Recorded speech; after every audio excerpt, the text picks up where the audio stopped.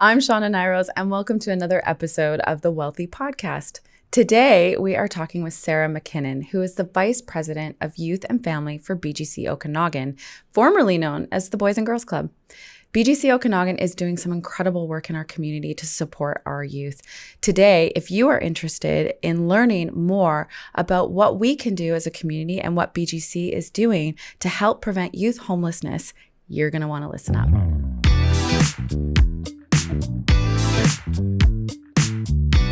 Okay, welcome back, everybody, to another episode of Wealthy. I am your host, Shauna Nyros, and today I'm super excited to welcome Sarah Mackinnon. Sarah is joining us as the Vice President of Youth and Family at BGC Okanagan. And for those of you that aren't familiar with BGC Okanagan, formerly Boys and Girls Club. And we can talk about that rebrand. It's very cool. She's been with BGC for over 13 years.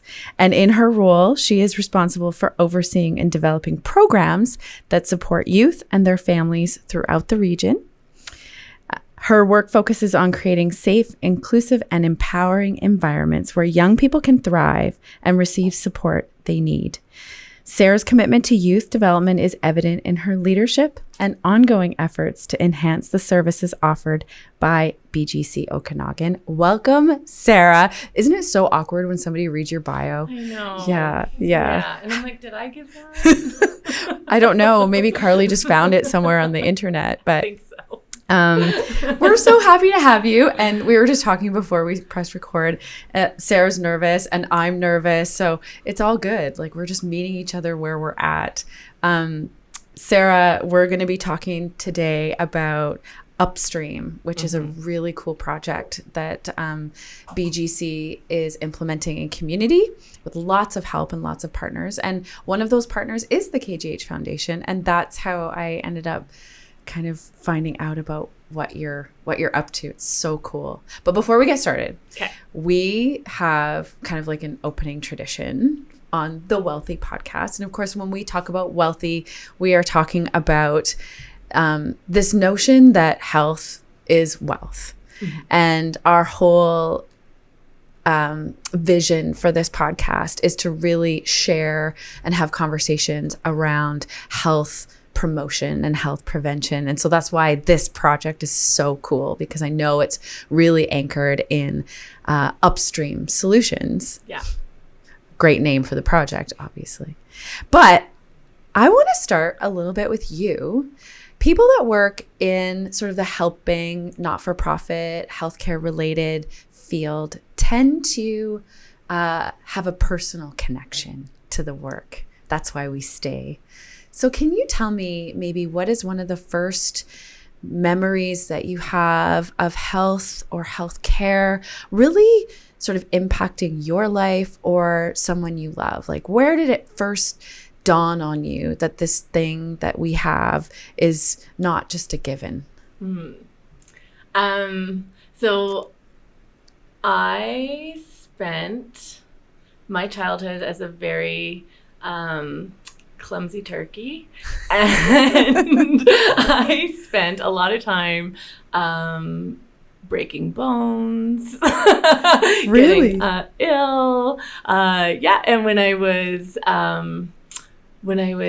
8, I got hit by a car. Yeah, crossing the road. I figured I'd start embarrassing. So It's always a really great icebreaker. Yeah. I got hit by a car crossing the road. I lived rural Nova Scotia, so it was a highway, and the car was going quite fast. And I ended up in a children's hospital. And I was in the children's hospital for 2 weeks, and my mother stayed with me, and the doctors cared for me. I was kind of like unconscious for some of it, so I don't remember it all. But I had a roommate, another girl who also had a broken leg casted up to her hip with me. We were both immobile in How our old were beds. So 8 years old. 8, And yeah. she was also 8 years old. Aww. And being in the children's hospital, they bring in a lot of things to like create joy for the children while you're there and healing, and to try and cushion all the things you're going through. So I had to go through a lot of testing to see if there was any other damage done. Just broken bones. I'm very lucky. But like they bring in the A&W bear. They are very silly while they're caring for you. And I think it just created this sense of belief and faith, I guess, that one, healthcare can fix anything, which didn't necessarily help me become less clumsy growing up. But two, when I just started kind of growing into myself and getting older and realizing that I often tell people like I'm made of caring and I'm made of empathy, that there was a place for that in the world, and that I could take that massive sense of caring that I bring to the world around me and to relationships, and I could actually find joy in my employment by practicing that at work. And so I've always worked in social services. I went through 2 degrees in sociology in university, and I just had it set in my head, I am going to care for people, and I am going to spend my time at work caring about what's kind of hurting people in the world, and I'm going to try and make a difference there. So I guess that's a roundabout way of how healthcare has impacted my life. I love that. And I think that, for many of us, I started in for-profit, and I realized after a period of time that it's sort of like there was something in me that wanted to use my superpowers. I wouldn't say empathy is one of my superpowers, although I think I'm empathetic, but using those things that we're born with intrinsically, for me, it's optimism, and using those to have a real impact on our community. So thank you, first of all, for the work that you do. It's really important that we have people like you in the world. And certainly I know that you're having an amazing impact right here in our community. So let's jump right in. Like I said, when I heard about Upstream, I just knew I wanted to have you on the show because we're talking about the wealth of our kids. Mm-hmm. Right. And I'm a parent. I'm a mom. I have had the fortunate experience of having what I think is a relatively safe home for my children most of the time. But there are lots of kids in our communities that are at risk for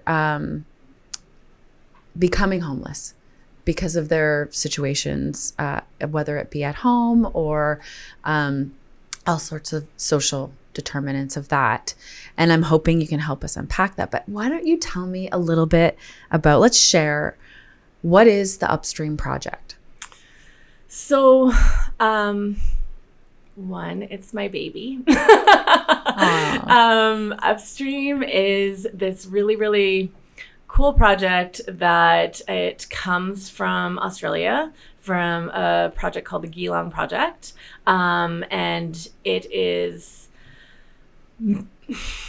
operated in Canada in 2 locations. So St. John's, Newfoundland, and us are the only 2 places. Kelowna. Yes, in Kelowna are the only 2 places offering Upstream in Canada. It's overseen by Away Home Canada and the Canadian Observatory on Homelessness.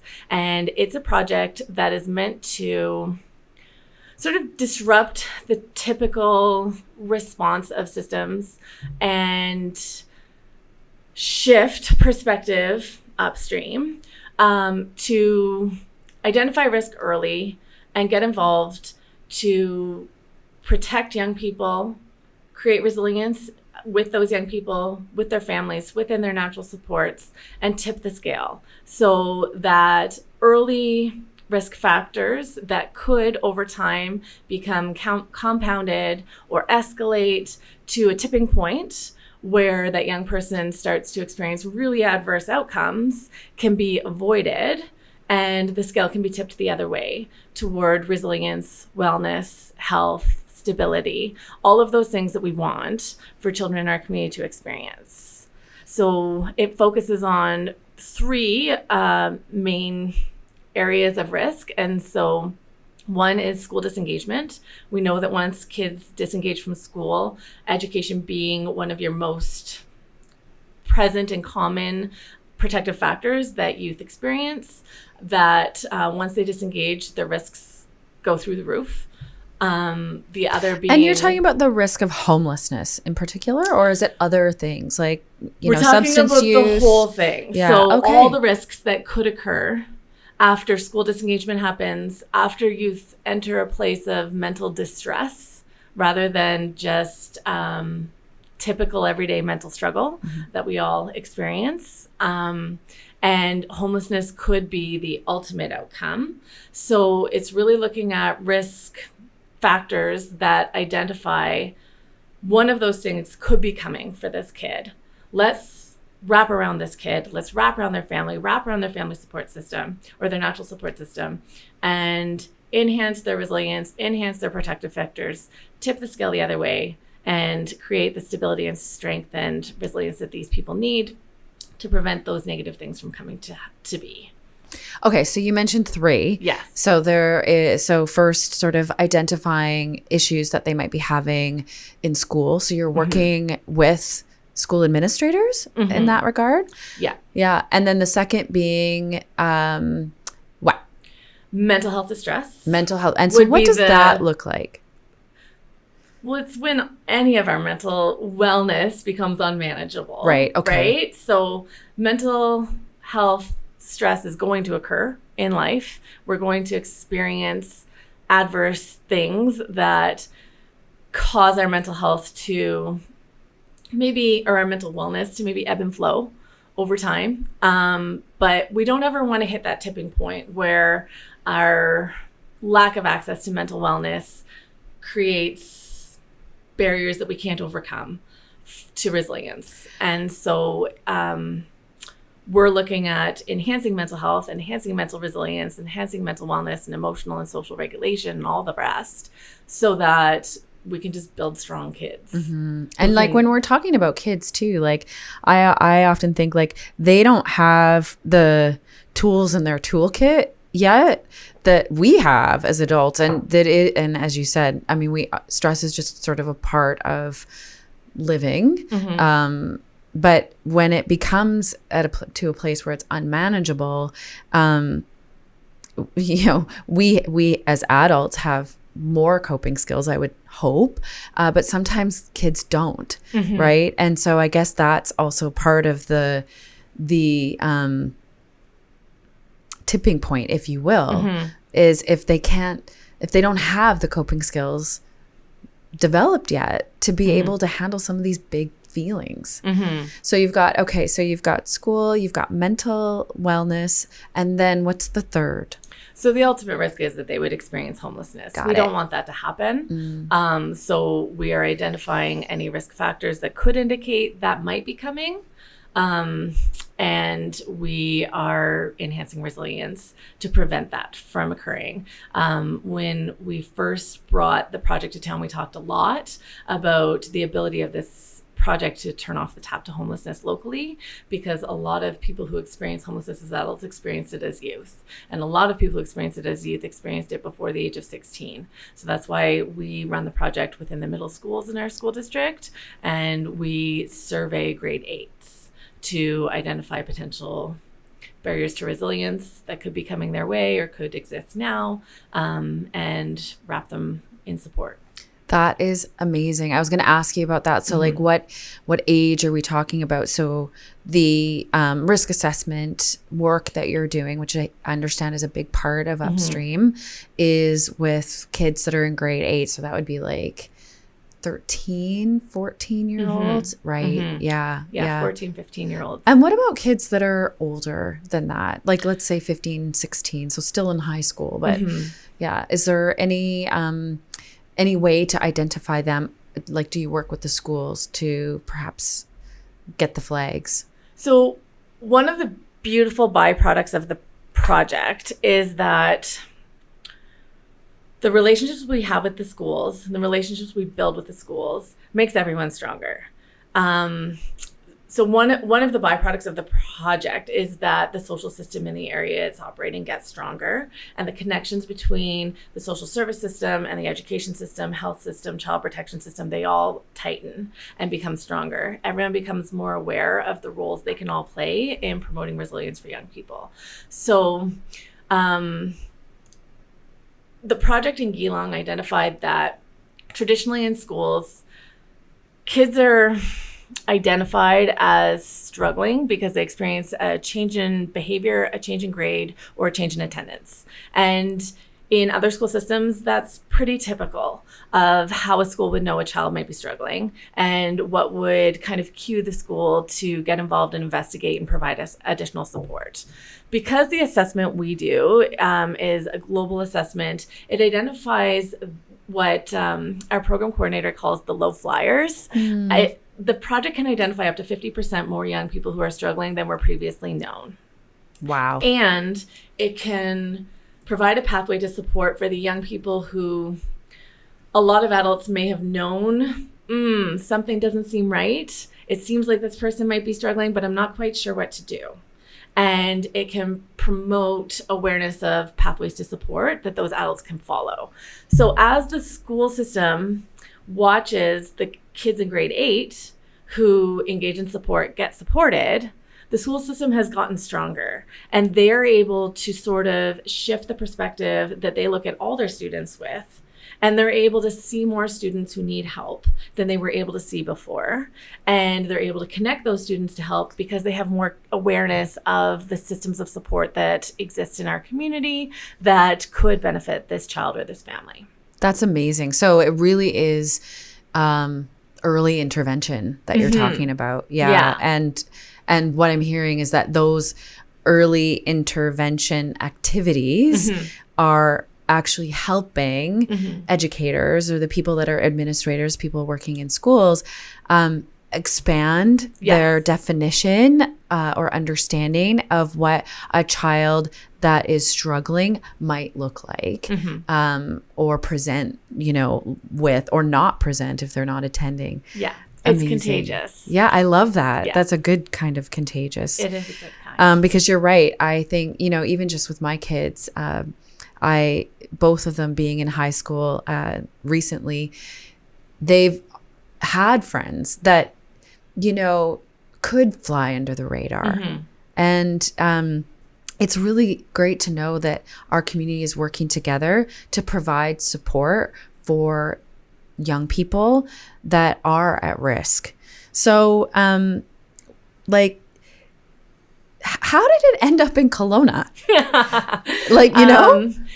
Because I'm really persistent and stubborn. Awesome. So you'd heard about it. Yeah, I went to a national conference on homelessness by the Canadian Alliance to End Homelessness years ago. I honestly think it might have been 2016 or 2018, something like that. And I was in a session where we were learning about Upstream, and I emailed the presenters during the presentation, and I said, I want this. I want to talk to you guys about this. I want to talk about how this might be able to come to our community. This is what I believe our community needs. At the time, I was in a housing manager role at BGC Okanagan, formerly Okanagan Boys and Girls Clubs, and one of my programs that I was overseeing was the emergency shelter in town. A lot of people don't know an emergency shelter exists in town for youth only. And at the time, we were overrun with youth coming looking for support. And we were sort of resource deficient in terms of getting those youth out of the shelter and into really healthy, positive housing options, surrounded by people who love and care for them.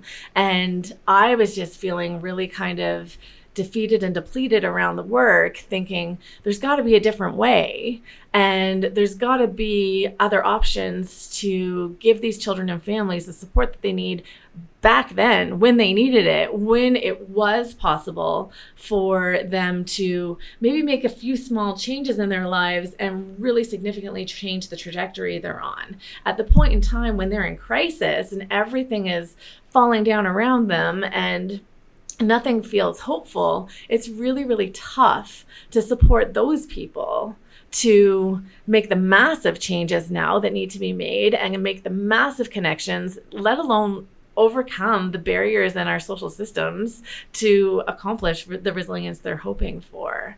So I was really lucky that I was able to build a relationship with the people who oversaw the project, and we started this 3-year off the side of my desk development project in community readiness to prepare for our first launch. And I just stayed really committed and persistent to doing that work. We did that development work unfunded. And so I am thankful to my past self for being stubborn. Have you ever seen that Snoop Dogg meme where he's like, I'd like to thank myself? I'd like to thank myself for being stubborn and maybe a little naive about how much it was going to take. And I just think I'm very lucky to work for an organization that was happy to be brave, happy to consider shifting the social system in the way that we were talking about shifting it, happy to embrace a new way of doing things. I feel very, very fortunate that I work for the organization I worked for and that was a possibility and that they hung in there with me while I was on this wild ride of trying to figure out, can we make this happen in our local community? And I'm also really grateful to like all the community partners I was working with during that development time where I was like, we can do this. Mm-hmm. And they were like, I don't know. And I was like, hang in there with me. And they did. So I just think we're in the right space, the right time, the right community. We happen to be in the point in our community where the Journey Home strategy to end homelessness was happening, and they had named Upstream as one of the top 10 actions that could benefit our community. We had Away Home Kelowna happening as a coalition to end youth homelessness, and we had the support of all of those people who had come to the table. It just happened to be the right time and the right place. It's not actually because I'm stubborn, but that's where it started. Well, and I think you actually do make a good point, all joking aside, that it takes, if we want to start looking to upstream solutions for some of these really big challenges that we're facing, it takes leadership, and it takes brave leadership, because innovative solutions are not necessarily without risk. Mm-hmm. Do you know what I mean? Like, they're not guaranteed. It's a strategy. And, this is something that we're also kind of taking on at the KGH Foundation. Part of the reason why we're doing this podcast is like, we have to start thinking differently about these challenges that we're facing in community and in healthcare. Mm-hmm. So it's awesome that your work has brought us together. Let's talk a little bit. This podcast is not about funding and all of that, but at the end of the day, it is about partnership. It's about mm-hmm. collaboration, and it's about health prevention and promotion. Where does your funding come from? Like, obviously, these things require resources. Yeah. So I want to say everywhere. It has always come from everywhere. We've always puzzled together whatever it took to make the project happen. But also, we are really fortunate to have the KGH Foundation who watched us and sat in the wings ready to get involved and partner with us when that opportunity was there. We are really incredibly fortunate to have funding from ESDC Canada and to be connected to them for support in our project. That's not just financial. And what's really ESDC? Employment and Social Development Canada. The federal ministry. The federal ministry provides our funding and has since 2022. We are in a multi-year agreement with them, and we hope to be able to continue working with them on this project. We have some funding from Away Home Canada. We have some funding that we pull in from local donors. We just piece it together and make it happen, which is not a fun practice. It does mean that what you can deliver changes year to year, because you don't have a stable, consistent foundation guiding what options you can pursue because these resources exist and are stable and concrete. We do have to sort of revision what we can do each year. Although this year we did pull in enough funding that we could expand beyond 2 schools to a 3rd school. And so this is a really nice year. That's great. For us. It took a lot of work and a lot of cobbling those little pieces together. Mm-hmm, mm-hmm. Yeah, I think it's worth noting that the KGH Foundation's interest in Upstream is the focus on youth mental health and prevention of homelessness. This is a health problem in our community. And as we sort of expand at the KGH Foundation, our understanding, our vision of what world-class healthcare close to home means, this is exactly the kinds of projects that we are so happy to fund and proud to fund in community because they do have an impact. So let's talk about that. Like, tell me, what are when you do your risk assessments, in addition to the elements that we've talked about already, what are the sort of red flags that you're seeing? What are your clients look like? How are they, how do you identify them? So the first thing I'm going to say is our coordinator would be very upset with me if I didn't take a second to talk about our language. So we have been trying really hard in the project to shift away from risk language and to talk about barriers to thriving, barriers to resilience, because no kid really likes being identified as being vulnerable or being at risk. For sure. And we really want to ensure that we're promoting an environment and relationships that youth want to engage in and that their families want to engage in, that nobody feels judged by. So we're doing a universal screener. The universal screener is looking at all these different areas, and youth go through the screener. They might need a little bit of support to answer some of the questions or to understand what some of the questions mean, but they go through the screener in the schools. It gets analyzed by third-party confidential system, and the results come back to the school. When we learn which kids have been, I'm using air quotes, flagged, they may be kids who have identified that maybe they experience anxiety or depression that's really difficult for them to cope with. They may be kids who have identified that they don't always have food at home. They may be kids who have identified that their parents are split up or divorced. That was actually a really surprising outcome to us, how many of the kids we're supporting who are children of divorce, because divorce has become so commonplace in our society and communities that I think as adults, we don't necessarily see it as being a contributing factor to barriers to resilience, but turns out for a lot of the kids we're working with, it is. Kids may be struggling to succeed academically. They may be struggling in their peer relationships. There are all these sort of flags that get identified.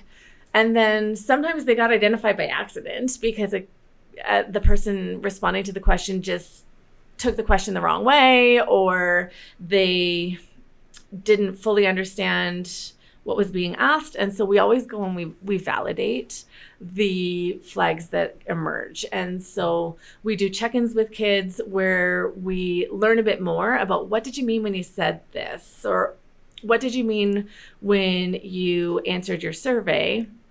What kind of things are going on for you in your life?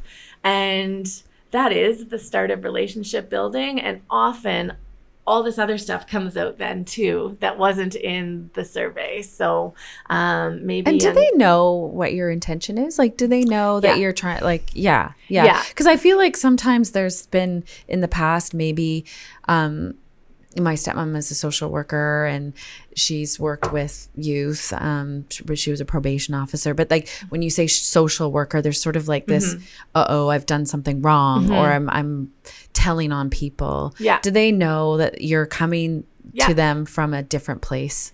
Yeah, we do a lot of work with the kids in the school, with the school staff. The school district is amazing, and they help us communicate with the parents about what's going on and why. And so they're all fully aware of what's going on when they do the survey for certain. Yeah, and when they do their check-ins. And then when they do say, yes, I would like some help, we call the staff that work with them mentors. And so, I love that. And support people. So they just perceive of themselves as engaging in extra support, which we all need sometimes. We do a lot of work to normalize and validate the experience of going through support with our program. Do you have any stats? I'm sorry, I'm totally like ambushing you with this, but like just in terms of impact, you know, like how many kids that you can just be like, I don't know yet. But yeah, like, are you able to sort of speak to that? Like approximately how many kids have you assessed? How many have you identified? Is that classified?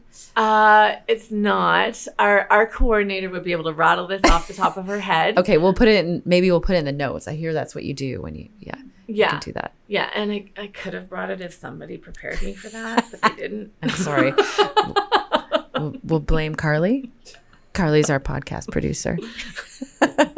That's okay. That's great. But what is the goal? Like when you talk about barriers to resiliency, but then what is the flip of that? What is the opposite of that? So let's say you have identified a young person that is facing these barriers. What then? You swarm them. You just wrap them up in support. Oh, I love that. So we engage the young person and their family, whatever natural supports they want to bring to the table. We surround that bubble with support to enhance resilience, whatever that looks like. So some people need employment support. Some people need connection to resources. Some people need some social emotional skill building. Some people need to work with their school to build a specialized education plan because they weren't identified as somebody who needed one. Some people need to have family mediation occur or some planning happening with the family. When we talked earlier about working with other kids and not just grade 8 students, sometimes when we work with a kid, we'll identify that this kid is struggling and their siblings have all the same struggles, and we'll support the siblings as well, or we'll support the caregivers in that family as well to become the masters of resilience that family needs in order for that family to maintain stability and safety and security and all those things that promote positive health. Wow. So I'm going to sort of shift gears a little bit and talk a little bit about BGC, because I know your role is, I know this was your baby, but you've grown. I've grown. In your leadership role at BGC Okanagan. How many clubs kind of fall under your family of clubs? I was going to say jurisdiction, but that sounds so like lawyerly and official. We use the word region a lot. So all right, we're across the whole valley. Okay. We go as far south as Osoyoos. We are offering programs in Falkland, Enderby, up to Salmon Arm area. At last count, we have, I believe, over 50 service locations. Wow. So they're not all service locations I am responsible for by any means. We have 3 vice presidents and we have 3 areas of service. So, it's a large region. What, so for folks that aren't familiar with BGC or formerly Boys and Girls Club of Okanagan, or just in general, what is the mission or vision of BGC? So our vision is that all children and youth can have wonderful experiences, discover themselves, grow up to be strong, contributing members of society, find belonging and strength and resilience that they need. And we do that by offering safe, supportive spaces, opportunities, assistance with overcoming barriers, connection, relationship, belief. I love it. My son, actually, when we first came to Kelowna, was I was looking for childcare, and he ended up being at the BGC downtown. Mm-hmm. And he had a marvelous experience Mm-hmm. there. He still remembers. It was the first time he had ever made friends with somebody who was transgender, Mm-hmm. like a young person Mm-hmm. who had identified as transgender. Mm-hmm. And it was a really special experience for him, but also for us as parents, because we'd never had experience or encountered that kind of diversity. Mm-hmm. And, he's 19 now, but that was when he was about 8 or 9. Mm-hmm. So what is it about BGC that sort of promotes or encourages or provides that space for kids regardless? Mm-hmm. Well, our core values are belonging, respect, encouragement and support, working together, speaking out. And we very recently went through a rebrand where we let go of the gendered associations with the name of our organization.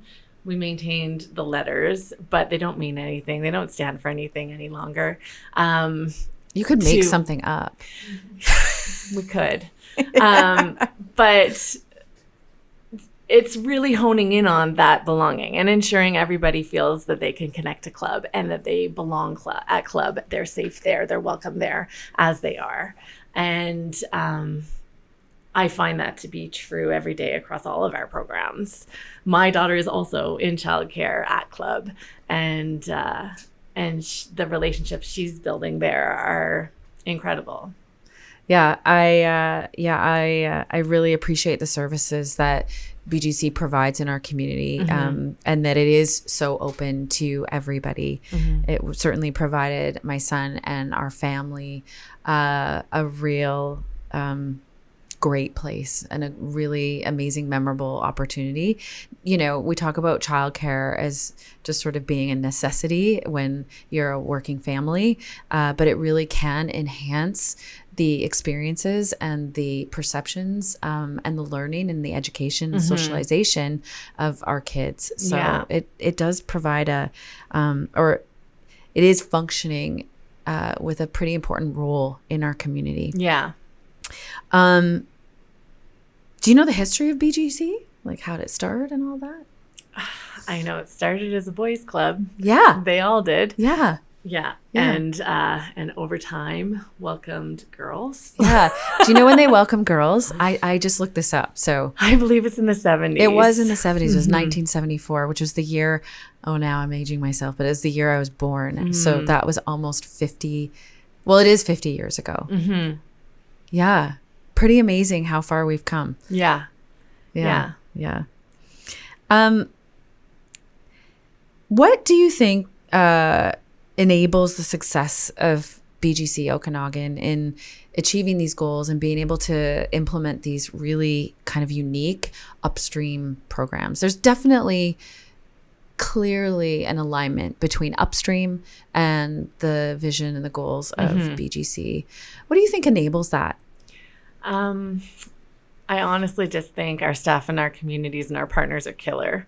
We happen to have beautiful staff people who come to work every day just bringing their best and putting in all this effort to accomplish our vision and accomplish our mission and to ensure that children, youth, and families have opportunities and that they have support and that they get to experience overcoming barriers and they get to experience new things and grow into thriving individuals who contribute to society. Our staff live and breathe that. The communities we work in are very relational, I'm going to say. We have really quite strong relationships across the communities that we work in. And the partners that we work with, they believe in us. They know us well. They know what to expect from us. They know what to expect our strengths to be. They know what to expect that they could bring to the table to strengthen a project together. And there's a lot of trust there. We wouldn't be able to run Upstream if we didn't have an amazing and incredible relationship with our school district, for one, who helped us get their own approval passed. And for two, that's awesome, with our community partners who help us in delivering service. But that exists across the board with all of our programs and services. We are partnered out our ears across the valley, everywhere, in the work that we do to promote wellness and opportunity for children, youth, and families. Mm-hmm. Yeah, I love that you've mentioned your partners. Are you able to kind of share, like, do you work with Canadian Mental Health Association? We do. Like, who are your partners? Let's give them some love. Like, who are your partners? We love them dearly. Yes. So do we.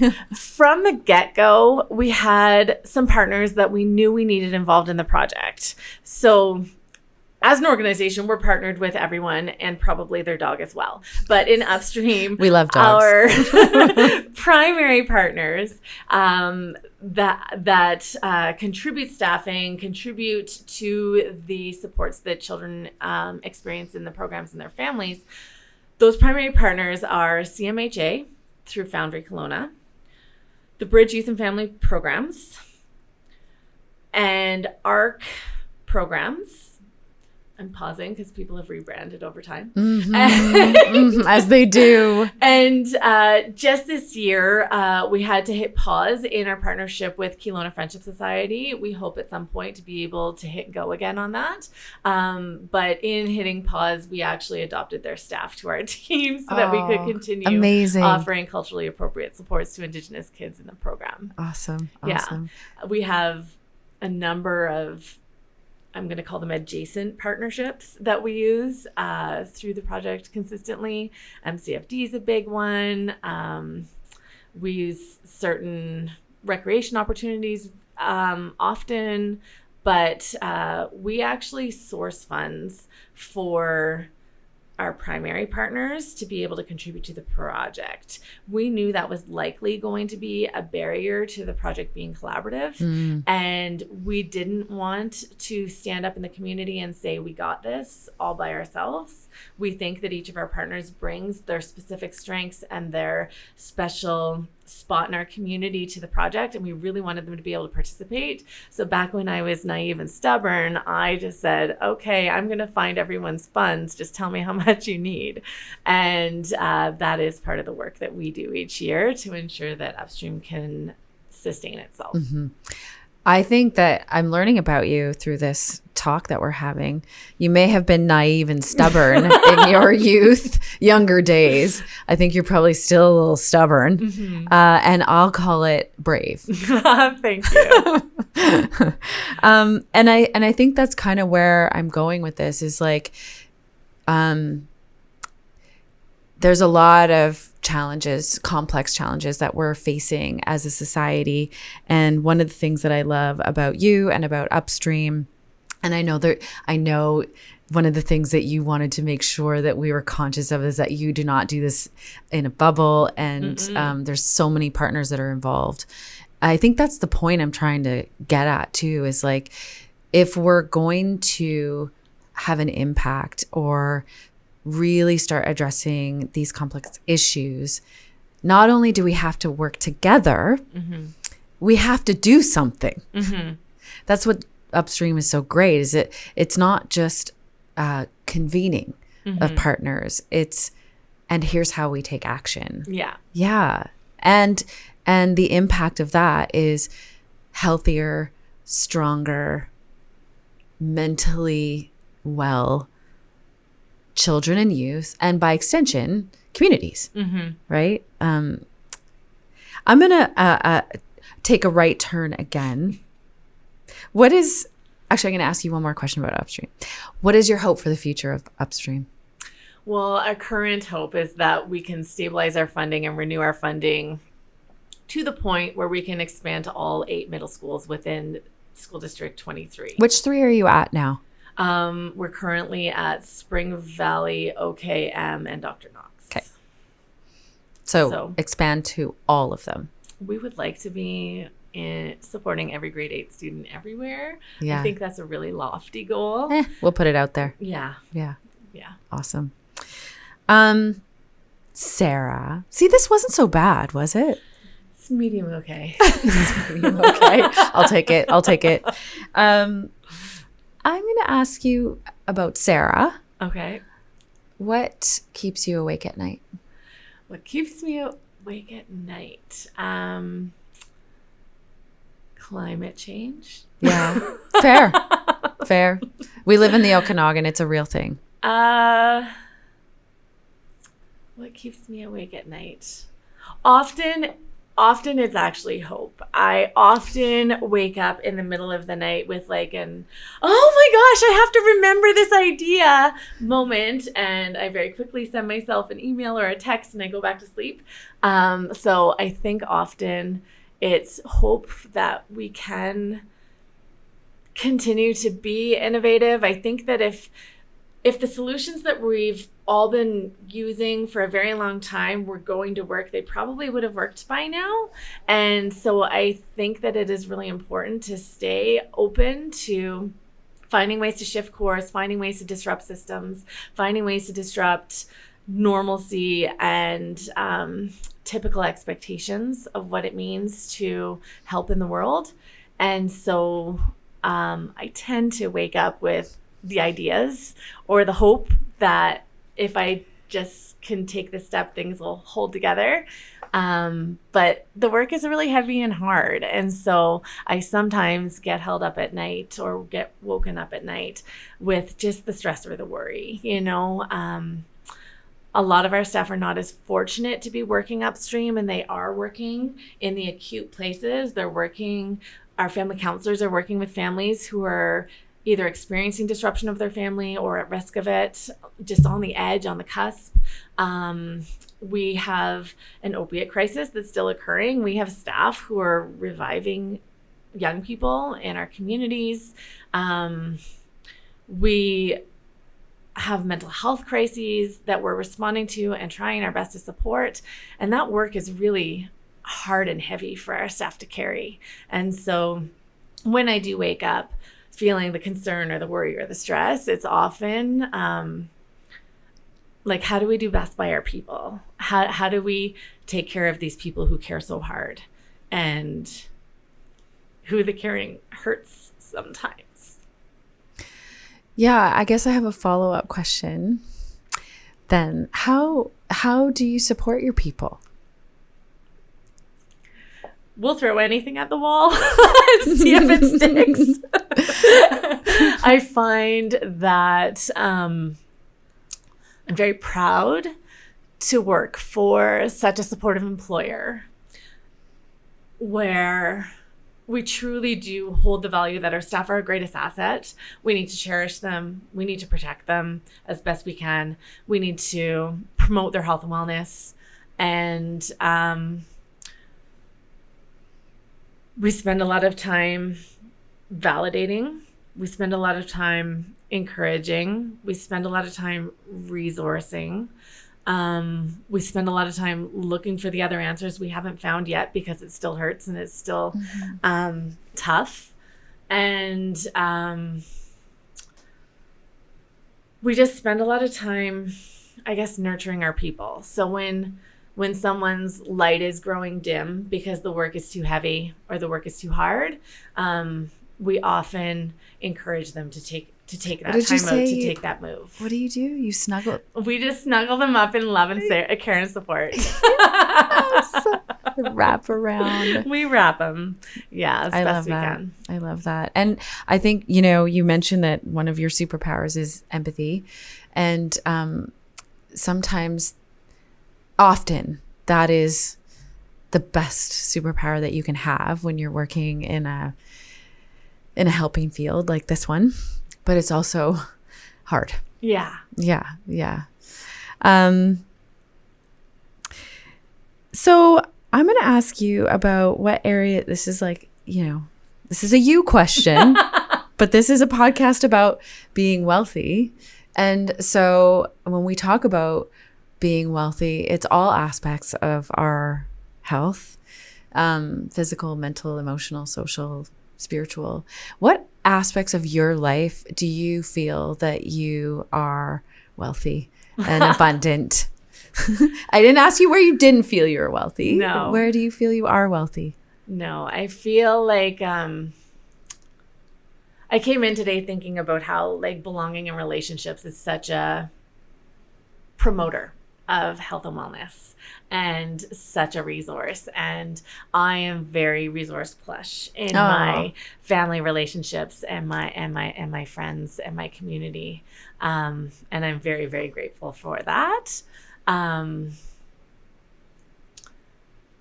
I think it's just important to acknowledge we spend like 30% of our time at work. And so I do feel very wealthy in getting to spend that 30% of my time at doing something that feels really meaningful, impactful, and fills the cup more often than it empties it out. So I would say those are two areas that I feel most wealthy in. I love that. And is there a meditation or an intention? I don't like to use the word goal, but some people call it a goal, depending on how your motivation and mind works. But what are you working on in your life right now? What am I working on in my life right now? I don't know. I told my supervisor at my last performance review I'm still going to change the world, and it's a 1-year performance review, so it was a 1-year goal. I don't know if I'm going to reach it. Well, good one. The other thing coming to mind is in terms of like mantra or something. I do think it's very important. I also sometimes say I'm made of happiness, and so even though I present joyfully, the work is really heavy and hard, and people are experiencing really difficult things. But I used to play roller derby, and we used to say to ourselves and each other, I can do anything for 2 minutes, because that's how long a boat is. And so I often say in my head, I can do anything for 2 minutes. I might have come in here today saying I can do anything for an hour and a half. Lunchtime will come. This will be over. Well, you did do it. And it was more than 2 minutes. 2.5. Is it 2.5 minutes? I can do anything for 2 minutes. Okay. I can do anything for 2 minutes. Yeah. I think we can all do anything for 2 minutes, except maybe hold our breath. Yeah. I don't think we should do that for 2 minutes. Some people might maybe be they able to. can. I don't know. Not me. Not me either. No. Sarah, I really appreciate your contribution that you are making to our community is valuable and important. I appreciate your courage and your leadership in driving your organization towards a future that is bright and optimistic, and focusing on not on what's broken, but what's possible. Mm-hmm. And I appreciate spending time with you. You've made me a little wealthier. That's if awesome. I can. Thank you, and keep it up. Thanks for having me.